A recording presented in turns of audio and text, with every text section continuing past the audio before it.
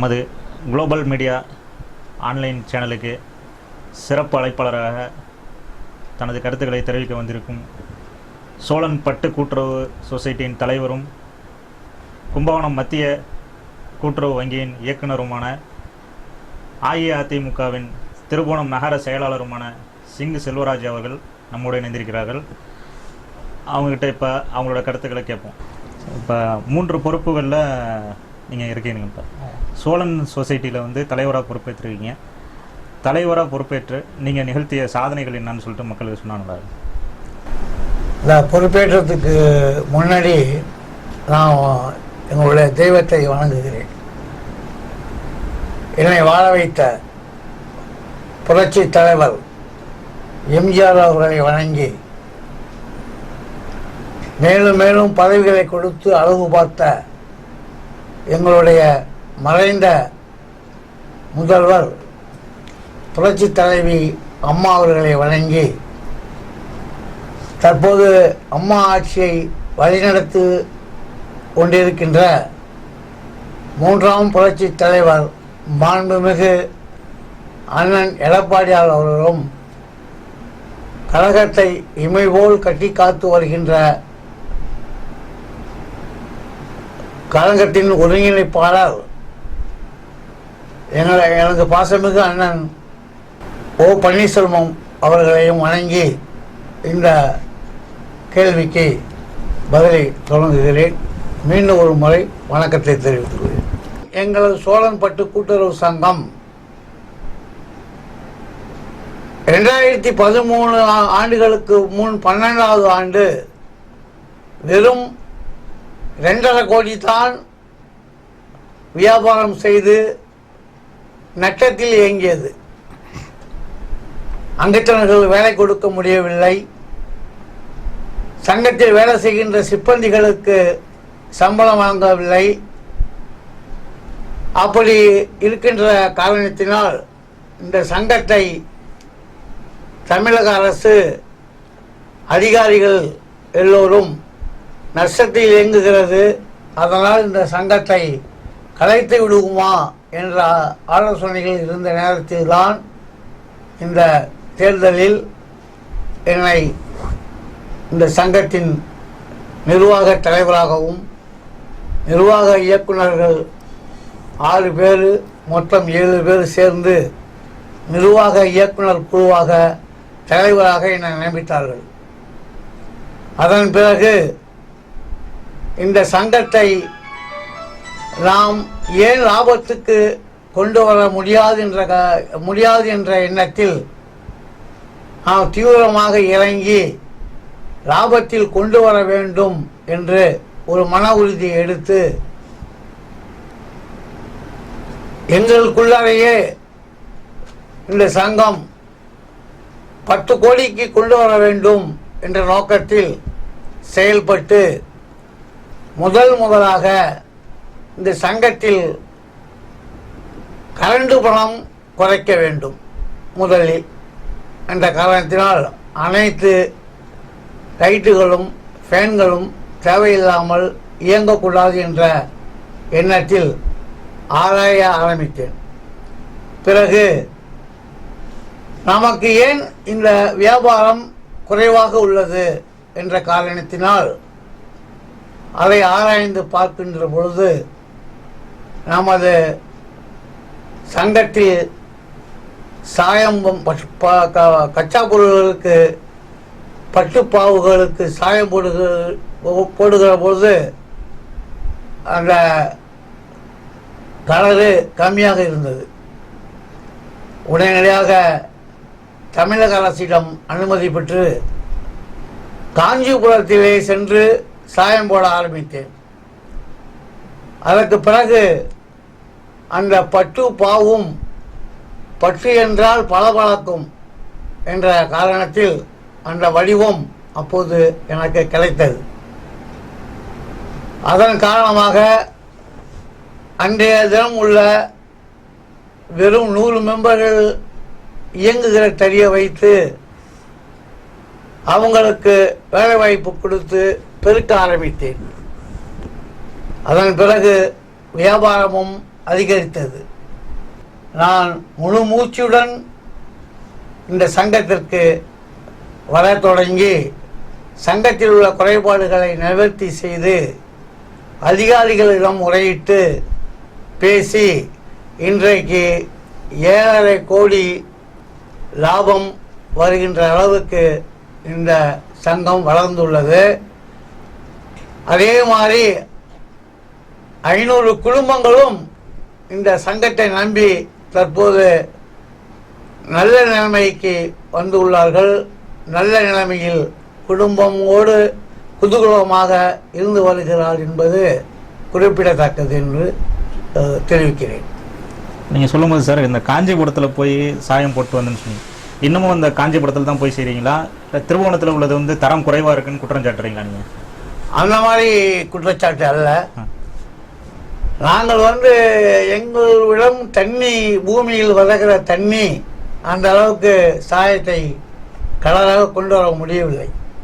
காஞ்சிபுரத்தில் உள்ள தண்ணி இந்த பட்டு பாவுகளில் சாயம் போடும் பொழுது நல்ல கலராகவும் நல்ல பளபளப்பாகவும் உள்ளது. அதன் காரணமாக இன்று வரை சோழன்பட்டு கூட்டுறவு சங்கம் மாதத்துக்கு 2 முறை காஞ்சிபுரம் சென்று அங்கு சாயம் போட்டு வந்த பிறகுதான் இங்கே நெசவாளருக்கு கச்சா பொருள் கொடுக்குறோம். அடுத்து வந்து நம்ம ஊரில் வந்து திருவோணத்தில் வந்து தீகோ சில்க்ஸ் வந்து பெரிய அளவில் கிட்டத்தட்ட 50 கோடிக்கு மேலே வியாபாரம் நிகழ்த்துறாங்க. நீங்கள் சொல்லும் போது சொல்லியிருந்தீங்க 7.5 கோடிக்கு நம்ம சோழன்பட்டு கூட்டுறவு சங்கத்தில் வந்து வியாபாரம் நடக்குதுன்னு சொல்லிட்டு. இப்போ அந்த போட்டியை நீங்கள் எப்படி சமாளிக்கிறீங்க? உங்களால் வியாபாரம் பண்ணுறதுக்கு இது இருக்குதா? என்ன நீங்கள் வித்தியாசம் வச்சுருக்கீங்க? தீகோ சில்க்குக்கும் சோழன்பட்டு கூட்டுறவுக்கும் என்ன வித்தியாசம்? பெரிய அளவில் என்ன வித்தியாசம் இருக்குது? நல்ல கேள்வி கேட்டீங்க. அந்த கேள்விக்கு திருபுவனம் பட்டு கூட்டுறவு சங்கத்திற்கும் சோழன் பட்டு கூட்டுறவு சங்கத்திற்கும் ஒன்றும் வேறுபாடு கிடையாது. என்னன்னு கேட்டீங்கன்னா, திருபுவனம் சோழன் பட்டு கூட்டுறவு சங்கத்தில் கணவர் உறுப்பினராக இருப்பார். திருபுவனம் பட்டு கூட்டுறவு சங்கத்தில் மனைவி உறுப்பினராக இருப்பார். இங்க மனைவி இருந்தால் நாங்கள் கணவர். ஆனால் ஒரே இடத்தில் தான் தயாராகிறது. அந்த அனைத்து புடவைகளும் தயாரிக்கப்படுகிறது. எந்த வேறுபாடும் கிடையாது. இந்த ஒரே வேறுபாடு தான். அந்த காஞ்சிபுரத்தில் உள்ள கலரும் இங்கே உள்ள கலரும் ஒன்று சேராது. ஒரு பச்சை கலர் இருக்குது என்று சொன்னால் அதுக்கு முன்னாடி பார்த்தீங்கன்னா அந்த கலரை பட்டை கலந்து போட்டு நெய்வாங்க. சோழன் பட்டையும் சீக்கோ திருபுவனம் பட்டு பாவையும் ஒன்று கலந்து போட்டு தயார் செய்வார்கள். ஆனால் இப்போது அது செய்ய முடியாது. எங்களுடைய கலர் வேற, அவங்களுடைய கலர் வேற.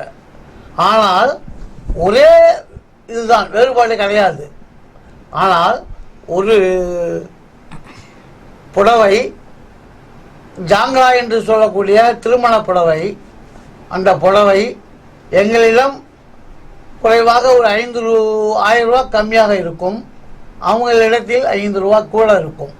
காரணம், அவர்கள் ஆட்கள் அதிகம், நிர்வாகி பெரிய ஆபீசர். அதனால் அதுகளை வைக்கின்ற லாபம் வற்றியின் காரணமாக அது கொஞ்சம் அதிகமாக இருக்கும். எங்களுக்கு சின்ன சொசைட்டி என்பதனால் எங்களிடம் கொஞ்சம் விலை கம்மியாக இருக்கும். அந்த வேறுபாடு தான், வேறு வேறுபாடு அல்ல. இப்போ தரமில் ஒன்றும் வேறுபாடு இல்லை, விலையில் தான் வேறுபாடு இருக்குங்கிறீங்க. அப்போ அவங்க 50 கோடிக்கு வியாபாரம் பண்ணுறாங்க, நீங்கள் வெறும் 7 கோடிக்கு தான் வியாபாரம் பண்ணுறீங்க. இதில் உங்களோட குறைகள் இருக்குன்னு எடுத்துக்கலாமா, இல்லை தீகோ சில்க் நிர்வாகத்தின் வயமை அதிகமாக இருக்குன்னு எடுத்துக்கலாமா? எந்த சங்கத்திலும் அந்த குறைபாடு அல்ல. இது சோழன் ஆரம்பிக்கப்பட்டது 1981. அந்த சங்கம் ஆரம்பிக்கப்பட்டு கிட்டத்தட்ட பொன்னு விழாவை தாண்டி வைர விழாவை நெருங்கி கொண்டிருக்கிறது. அதன் காரணமாக, அதன் வழியில் வந்த காரணமாக முன்னோர்கள் எனக்கு, என்னுடைய குழந்தைக்கு, என்னுடைய காலங்கள் பிறக்க குழந்தை குழந்தைக்கு எந்த காலத்திலும் திருவோணம் பட்டு புடவைகள் தான் எடுத்து பழக்கம், அதில் தான் பாரம்பரியமாக எடுக்க வேண்டும் என்ற ஒரு நம்பிக்கையில் தான் அதை எடுக்கிறார்கள். அதே போல் அந்த சங்கத்திற்கு வாடிக்கையாளர் தனி, எங்கள் சங்கத்திற்கும் அதே வாடிக்கையாளர் தனி. அந்த வாடிக்கையாளர் தான் இப்பொழுது திருபுவனம் பட்டுக்கூட்டுறவு சங்கத்தில் ஒரு புடவை, சோழன் பட்டுக்கூட்டுறவு சங்கத்தில் ஒரு புடவை எடுக்க வேண்டும் என்ற எண்ணத்தில் இப்போ வந்துள்ளார்கள். அதனால் சோழன் திருபுவனம் பட்டு சங்கம் எந்த அளவுக்கு வளர்ந்து கொண்டு இருக்கிறதோ அந்த அளவிற்கு சோழன் பட்டுக்கூட்டுறவு சங்கமும் வளரும். அது மேல்படி, இது கீழ்படி. இந்த சங்கம் வளர்ந்து கொண்டே இருக்கும். இப்போ வந்து சார், மார்கழி மாதம் புரட்டாசி மாதங்கள்லாம் வந்து வியாபாரம் கம்மியாக இருக்கும். இப்போ நெசவு நெய்வோர்களுக்கும் வேலை வந்து கம்மியாக இருக்குங்கிற மாதிரி அந்த காலகட்டத்தில் நீங்கள் இந்த மீனவர்களுக்கெலாம் மீன்பிடி தடை காலத்தில் வந்து அரசு நிவாரண உதவி செய்யுது. அந்த மாதிரி நம்ம சங்கத்துலேருந்து எதுவும் உதவி செய்கிறீங்களா, இல்லை அரசாங்கம் எதுவும் உதவி செய்யுதுங்களா? அது மாதிரி நாங்கள் வந்து இது சம்பந்தமாக மறைந்த முதலமைச்சர் மாண்புமிகு எங்கள் அம்மா இருக்கும்போதே இது சம்பந்தமாக பல தடவை மனு கொடுத்துள்ளேன். நான் இது சம்பந்தமாக பல சந்தர்ப்பங்களிலும் இந்த வாதங்களை எடுத்துரைத்திருக்கின்றேன். என்னவென்றால், மழைக்காலங்களில் நெசவாளர்கள் தறி நெய்ய முடியாது. அந்த தறி நெய்கின்ற உபகரணங்கள் மரத்தில் இருப்பதனால், மழை பெய்கின்ற காலத்தில் ஈரப்பதம் வருவதனால் அந்த தறி அனைத்து ஜாமான்களும் இயங்காது. அது மட்டுமல்ல, அந்த மழை காலங்களில் அனைத்து நெசவாளர்களும் வீட்டிலே இருப்பார்கள். சட்டியில் நெருப்பை வைத்து நெருப்பை உண்டாக்கி சூடுபடுத்தி தறி நெய்வார்கள். அப்படி தறி நெய்யும் போது கொஞ்சம் சூடாக வந்த நேரத்தில் தறி இயங்குவதற்கு சரியாக இருக்கும். அதுக்கு பிறகு சாப்பிட இறங்கிவிட்டால் திருப்பியும் அந்த தறி பழைய மாதிரி அந்த ஈரப்பதங்கள் வந்துவிடும். அதனால் அந்த மழை காலங்களில் தறி நெய்வது கம்மி, உற்பத்தி செய்வது கம்மி. அதே நேரத்தில் கூட்டுறவு சங்கங்களிலும் வியாபாரம் இருக்காது அந்த மழை காலங்களில். அது மட்டுமல்ல, புரட்டாசி மாதங்கள் சுத்தமாக வியாபாரம் இருக்காது. மார்கழி மாதம் சுத்தமாக வியாபாரம் இருக்காது. ஆடி மாதம் சுத்தமாக இருக்காது. இந்த 3 மாதங்களிலும் இந்த நெசவாளர்கள் சிரமப்பட்டு கொண்டு தான் இருக்கிறார்கள். ஆனால் அரசு மூலம் நாங்கள் எடுத்துரைத்து கொண்டே இருக்கின்றோம். எங்களுடைய புரட்சி தலைவி அம்மா அவர்கள் இதற்கு நெசவாளர்கள் கஷ்டப்பட்டு கொண்டு இருக்கிறார்கள் என்ற அவர்கள் கவனத்திற்கு சென்ற பொழுதுதான் இந்த அம்மாவிற்கு இந்த துரதிர்ஷ்டவசமாக இந்த நோய்வாய்ப்பட்டு ஆஸ்பத்திரிக்கு சென்றார்கள். இல்லை என்றால் எங்களுடைய கோரிக்கையை அன்றைய தினமே நிறைவேற்றப்பட்டு இருக்கும். எப்படி இந்த கோரிக்கை நிறைவேற்றப்பட்டிருக்கும் என்றால், இந்த மீனவர் காலங்களில் மீன்பிடி தடை காலத்தில் மீனவர்களுக்கு மீன் முட்டையிடும் காலங்களில் மீனவர்களுக்கு மானியம் வழங்கப்படுகிறது, டீசல் மானியம் வழங்கப்படுகிறது, அந்த மாதிரி பல நிவாரணங்கள் வழங்கப்படுகிறது. அதேபோல் விவசாயிகளுக்கு மழை காலங்களில் பயிர்கள் பாதிக்கப்பட்டால் விவசாய கடன் தள்ளுபடி, விவசாயிகளுக்கு உரம் மானியம், இலவச கரண்டு, இது போல பல திட்டங்கள் விவசாயிகள் கொடுக்கிறார்கள். ஆனால் அதே நேரத்தில் கஞ்சி பஞ்சி, கஞ்சி என்றால் விவசாயி, பஞ்சி என்றால் நெசவாளி. அந்த பஞ்சியும் விவசாயத்தில் தான் இருக்கிறது. நீங்கள் தயவுசெய்து இதை புரிந்து கொள்ள வேண்டும். நான் இதை உங்கள் மூலமாகவாவது இந்த பொதுமக்களுக்கு இது போய் சேரும், இந்த தமிழக அரசுக்கு இது போய் சேரும், அதனால் இந்த நெசவாளருக்கு நன்மை கிடைக்கும் என்ற நோக்கத்தில் இதை நான் பலமுறை பல தடவை இதை மக்களுக்கு தெரிவித்துள்ளேன், தமிழக அரசுக்கு தெரிவித்திருக்கின்றேன், சம்பந்தப்பட்ட அதிகாரிக்கும் தெரிவித்திருக்கின்றேன். இந்த காலங்களில் பஞ்சு என்றால் விவசாயத்தில் தான் பஞ்சு வருகிறது. அது எப்படி என்றால் எங்களுடைய மறைந்த முதல்வர் புரட்சி தலைவர் பாடலில் இந்த தடி பற்றி உள்ளது. பஞ்சுக்குள் நூலை எடுத்து பட்டாளை கொடுத்து அப்படின்னு தலைவர் பாடியிருப்பார். பஞ்சுக்குள் நூலை எடுத்து பட்டாளை கொடுத்து. அதுபோல விவசாயிக்கு பிறகு நெசவாளர்கள் தான் நீங்கள் தமிழக அரசும் சரி அதிகாரிகளும் சரி சீர்தூக்கி பார்க்க வேண்டும். இந்த மானத்தை காப்பவர் இந்த நெசவாளி. யாரோ ஒருவர் செய்கின்ற தவறை, யாரோ ஒருவர் செய்கின்ற தலைவர்கள், என் போன்ற தலைவர்கள் செய்கின்ற தவறை அதை மனதில் வைத்துக் கொண்டு இந்த அதிகாரிகள் யாரும் இந்த நெசவாளர்களின் நலனை கண்டுகொள்வதில்லை. இருப்பினும் தமிழக அரசு இதை பற்றி உயர் அதிகாரிகளிடம் கேட்கும் பொழுது அதற்கான விளக்கத்தை தருவதில்லை. தந்தால் உடனடியாக இந்த நெசவாளர்களினுடைய துயரத்தை துடைக்க முடியும், அவருடைய வலிமையை போக்க முடியும் என்பது கண்டிப்பாக எனக்கு தெரியும். இப்போ நீங்கள் வந்து தமிழக அரசு அதிகாரிகள்கிட்ட விளக்கம் கேட்கும்போது அதிகாரிகள் வந்து சரியான முறையில் விளக்கம் அளிக்கல. அதனால தான் அந்த தடை காலத்தில் வந்து நிவாரண உதவி வந்து மக்களுக்கு சேரல, மார்கழி புரட்டாசி மாதங்கள்லாம் அப்படின்னு நீங்கள் சொன்னீங்க. இப்போ நீங்கள் சார்ந்திருக்க கட்சியில் ஓஎஸ் மணியன் அமைச்சராக இருக்காங்க. அவங்க அண்டை மாவட்டத்தை சேர்ந்தவர் தான். நீங்களே நேரடியாக பேசக்கூடிய தகுதி உள்ள ஆட்கள் தான். நீங்களே அமைச்சர்கிட்ட பேசி நேரடியாக இந்த கோரிக்கையை வச்சு மக்களுக்கான இந்த கோரிக்கையை நிறைவேற்றுறதுக்கு ஒரு வழிவகை செய்யலாமே. நீங்கள் இது வரைக்கும் செய்யாமல் இருக்கீங்க. முதலமைச்சர் அம்மா இருக்கும்போதே வந்து இந்த கோரிக்கையை அவங்க பார்வைக்கு கொண்டு போய் வச்சிருந்தீங்க. நம்ம மாவட்டத்தில் அண்டை மாவட்டத்தில் இருக்க அமைச்சர்கிட்ட நீங்கள் இந்த கோரிக்கையை நேரடியாக வச்சு அதன் மூலமா மக்களுக்கு ஏதாவது செய்யலாமே. நீங்கள் இது வரைக்கும் செய்யாத காரணம் என்ன? நீங்க இந்த பேட்டி காணும் போதே நீங்க அதுக்கு பதில கண்டுபிடிச்சிருக்கலாம். எப்படின்னு கேட்டீங்கன்னா, நான் ஒரு சின்ன சொசைட்டியுடைய தலைவன்.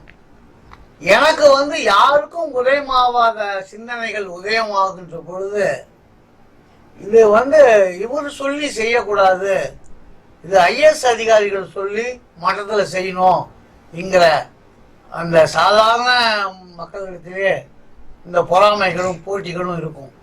அதை கருத்தில் கொண்டு தான் இந்த அதிகாரிகள் இதை கவனத்துக்கு கொண்டு போகாமல் இதை அப்படியே வைத்திருக்கார்கள்.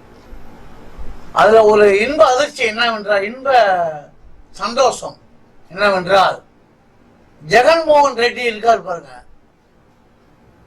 எப்படியோ இந்த நான் உங்களிடம் சொன்ன திட்டத்தை அப்படியே அவர் நிறைவேற்றி உள்ளார்.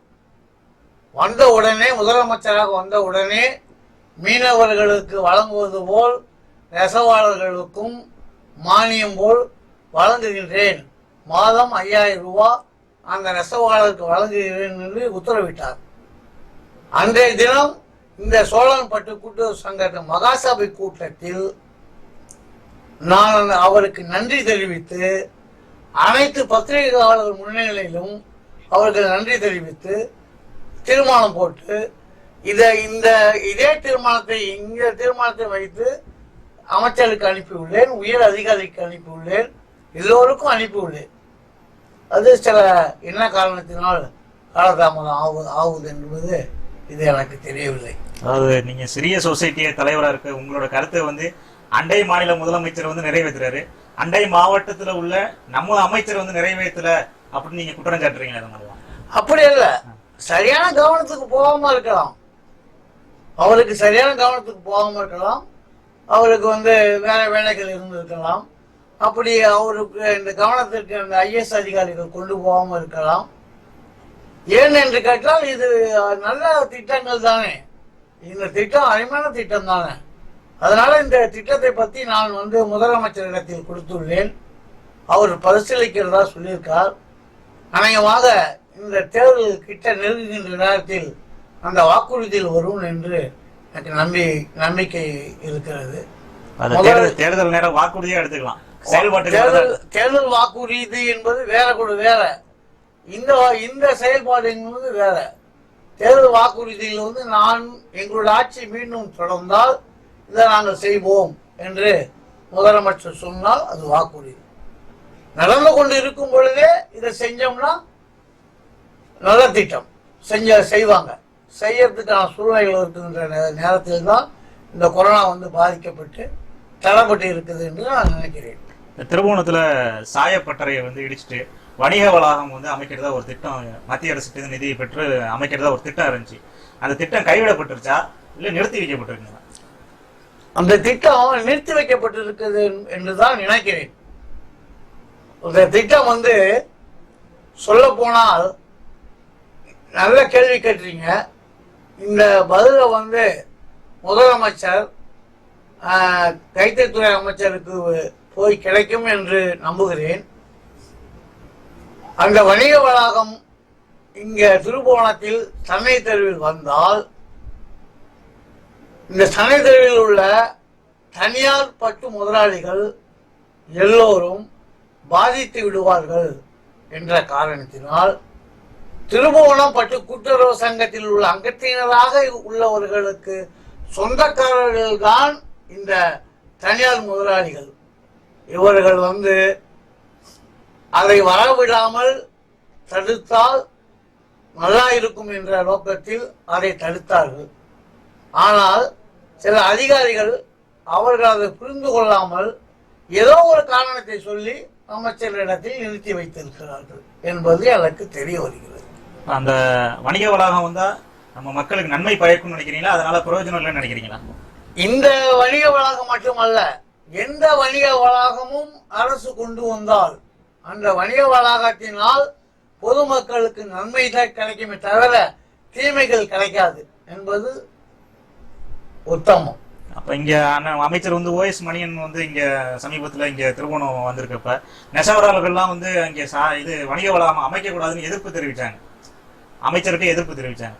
அப்போ வந்து அவங்களோட மனநிலை வந்து இங்க வந்தா நம்ம தொழில் பாதிக்கும்னு அவங்க நினைக்கிறப்ப நீங்க வந்தா நல்லா இருக்கும்னு சொல்றீங்களே, இது முரணா இருக்கு. எப்படி இதை பாக்குறது?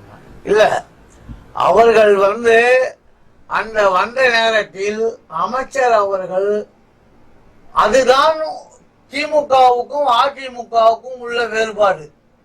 நீங்க எப்படியோ சில இதை உண்மையை வாங்கணும்னு சொல்றீங்க. நானும் இந்த நெசவாள திட்டத்தை பயன்படுத்துவாங்கிறதுக்காக சொல்றேன். அந்த திமுக அமைச்சர்கள் அந்த அதிகாரிகளை சந்தித்து பேசிவிட்டு பிறகு ஒரு இடத்தில் கட்சிக்காரர்களை சந்திப்பது வழக்கம். இதுதான் திமுகவின் வழக்கம்.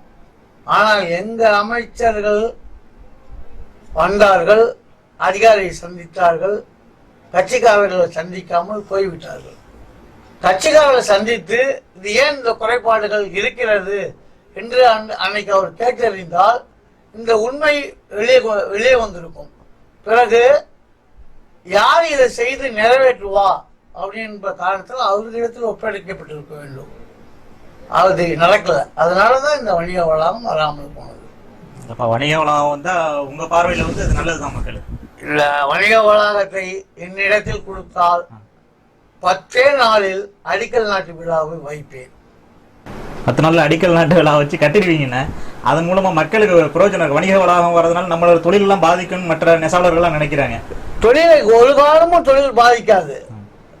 வருகின்ற மக்களை நாம் ஒரு புடவை தயாரிக்கின்ற பொழுது எத்தனை பேர் அதை கஷ்டப்பட்டு தயாரிக்கின்றோமோ அதே மாதிரி அந்த புடவையை வருகின்றவர்கள், அந்த விவசாயிகள், அந்த குடும்பத்தில் உள்ளவர்கள் அந்த வெயிலில் பாடுபட்டு அந்த பயிர்களை உண்டு பண்ணி குழந்தைகள் போல் பயிரை காபந்து பண்ணி நெல்லை அறுவடை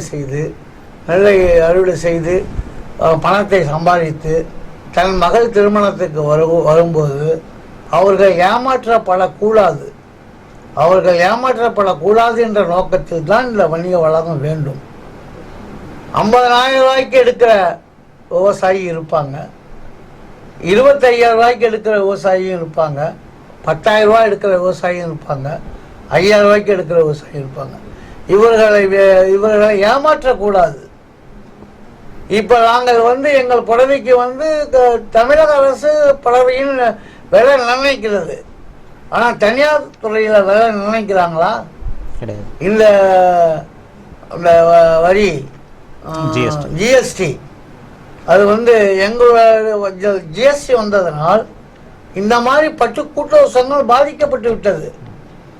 ஆனால் ஜிஎஸ்டி வந்ததினால் தனியார் பட்டு தொழிலாளிகள் அவர்கள் ஜிஎஸ்டி இல்லாமல் விலைகளை தாறுமாறாக ஏற்றி வருகிறார்கள்.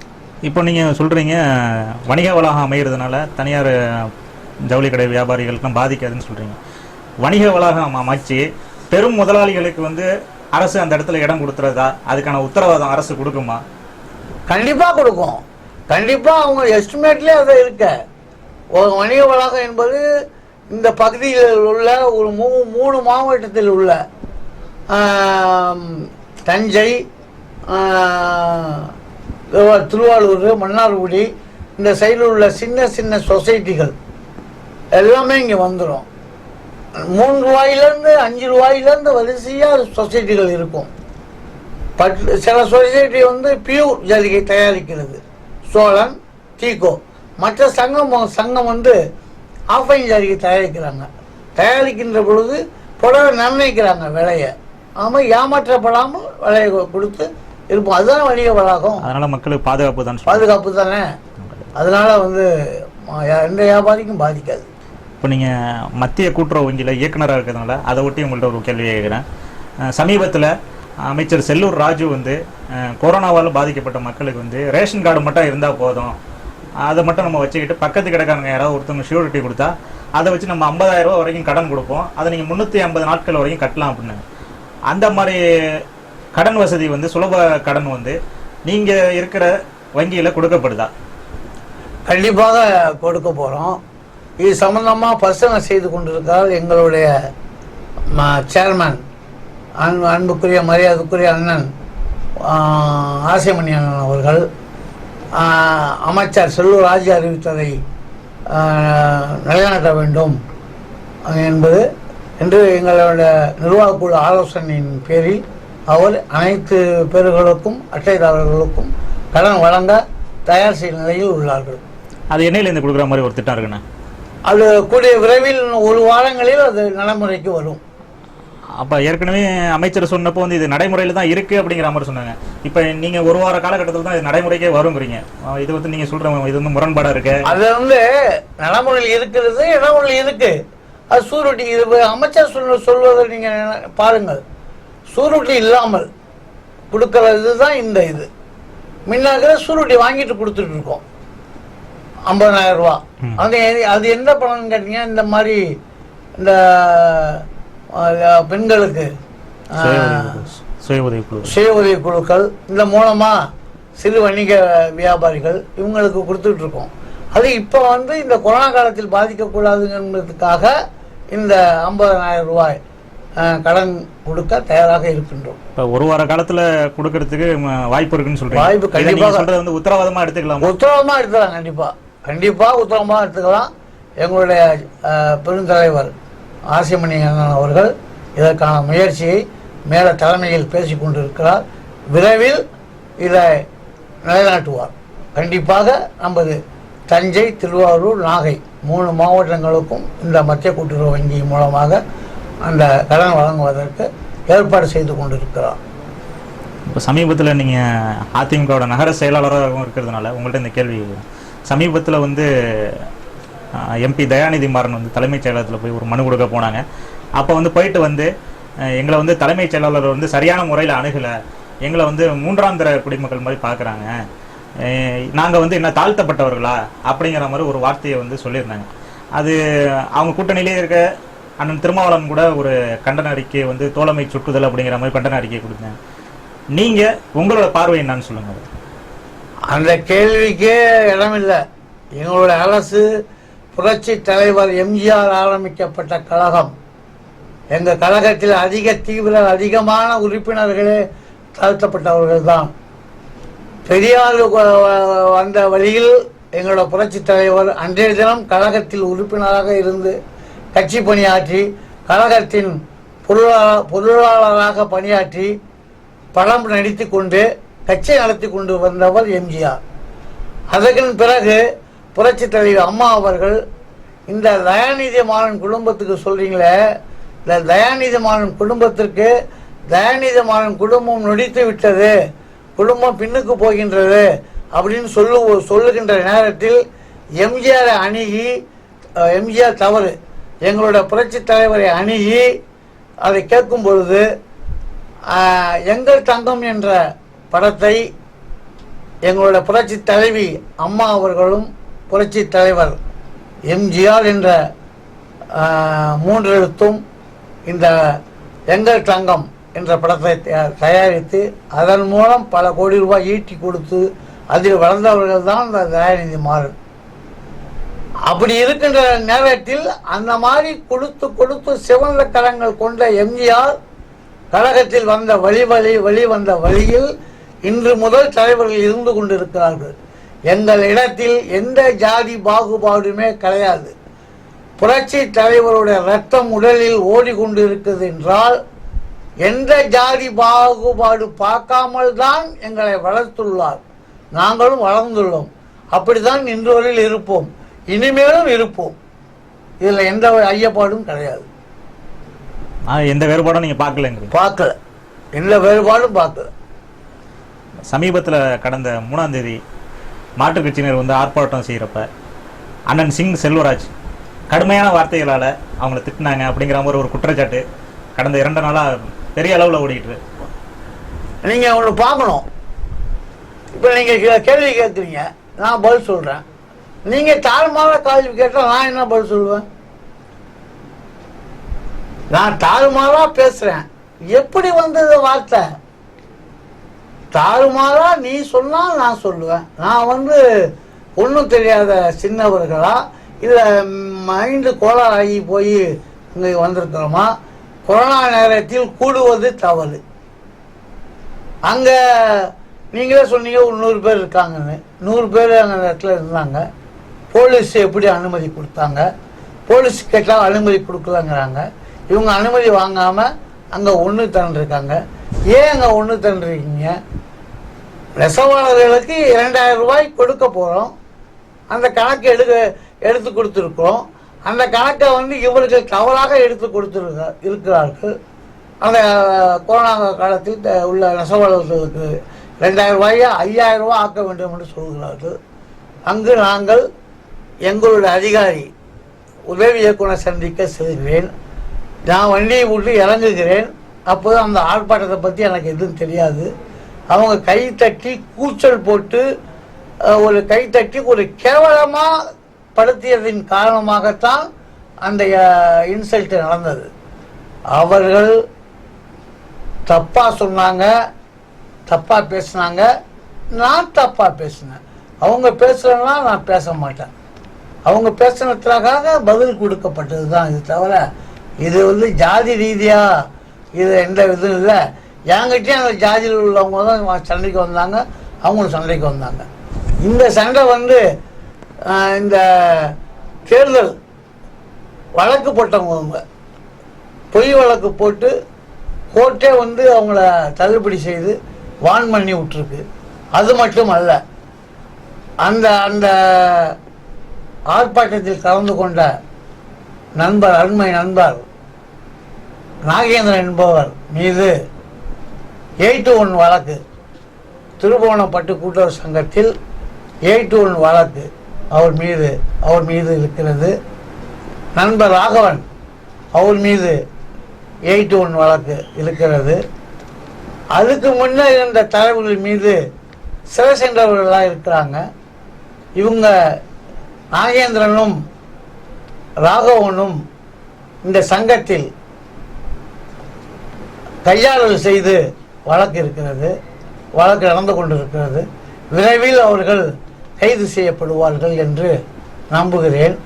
அது மட்டும் அல்லாமல் அந்த நாகேந்திரன் அவர்கள் அந்த கூட்டுறவு சங்கத்தில் இயக்குநராக இருக்கும் பொழுது அவர் மீதே நல்லாக கவனிக்க வேண்டும். அந்த திருபுவனம் பட்டு கூட்டுறவு சங்கத்தினுடைய இயக்குனர் நாகேந்திரன் அவர் புடவை தயாரிக்கின்ற பொழுது அவர் புடவையிலேயே ஜரிகை தப்பு கணக்கு கொடுத்து அந்த சங்கத்தில் பணம் பெற்று அதுக்கு பிறகு கண்டுபிடிக்கப்பட்டு நடவடிக்கை எடுக்காமல் தடுக்கப்பட்டது உண்மை.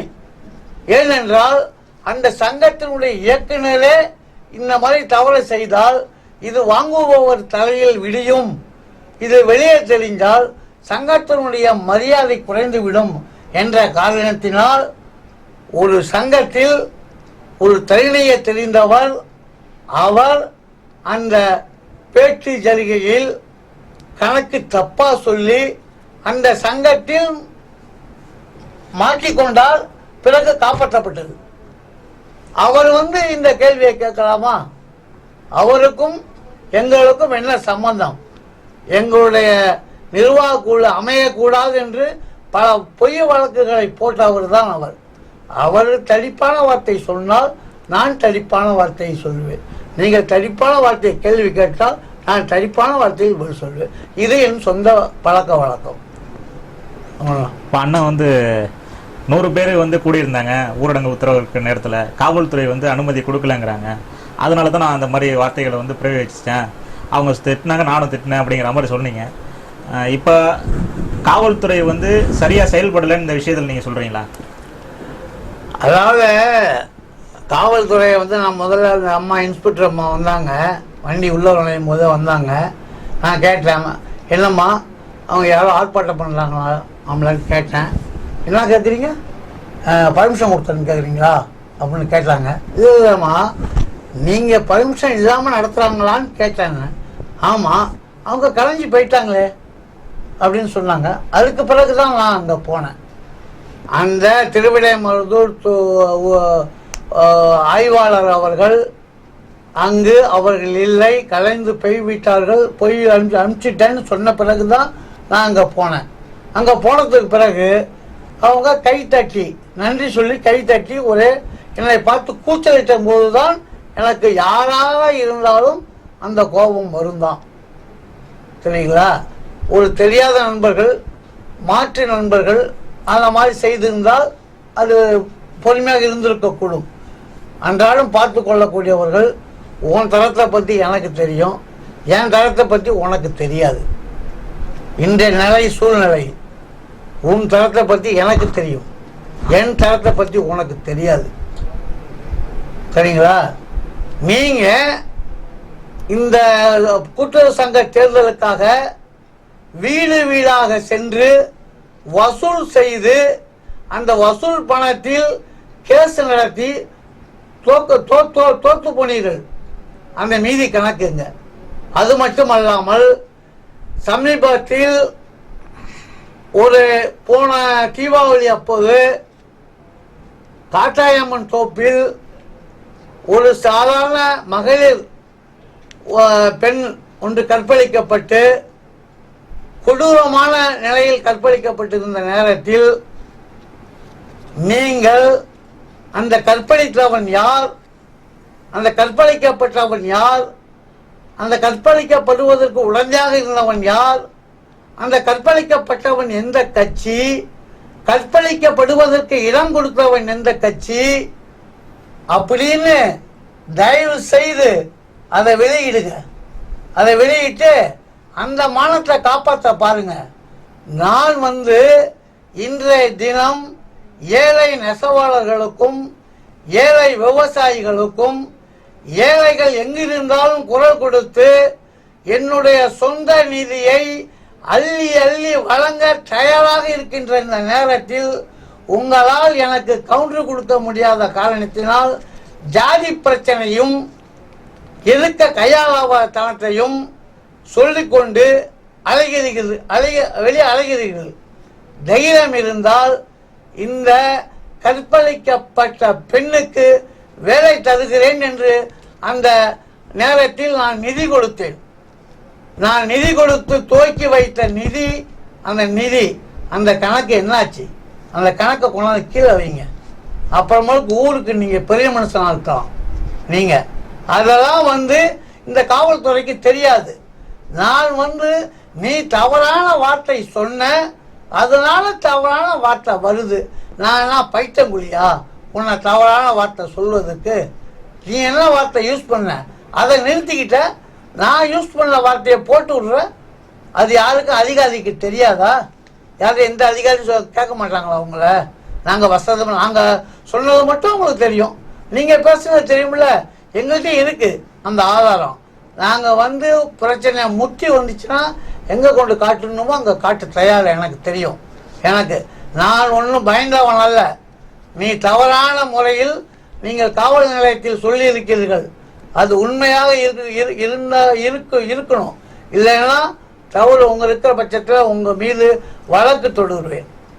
இப்போ சமீப காலமாக வந்து கொரோனாவுக்கு முந்தைய காலகட்டத்தில் பல இஸ்லாமிய பெருமக்கள் வந்து அங்கங்கே வந்து சிஏஏ என்ஆர்சி என்பிஆருக்கு எதிராக வந்து நிறையா போராட்டங்கள், காத்திருப்பு போராட்டங்கள்லாம் நடத்தினாங்க. அதில் வந்து நம்ம ஊர்லேயும் கிட்டத்தட்ட திருபுவனத்தில் கூட மனித சங்கிலி போராட்டங்கள்லாம் நடந்துச்சு. அதில் நீங்கள் வந்து ஒரு கலந்துக்கிட்டு உங்களோட ஆதரவையும் தெரிவிச்சிருந்தா நல்லா இருக்கும் அப்படிங்கிற மாதிரி மக்கள் கருதுறாங்க. நீங்கள் அந்த நேரத்தில் எந்த ஆதரவும் தெரிவிக்கலையேண்ணா, அது என்ன மாதிரி? அதாவது நான் வந்து அந்த கட்சியினுடைய செயலாளர்.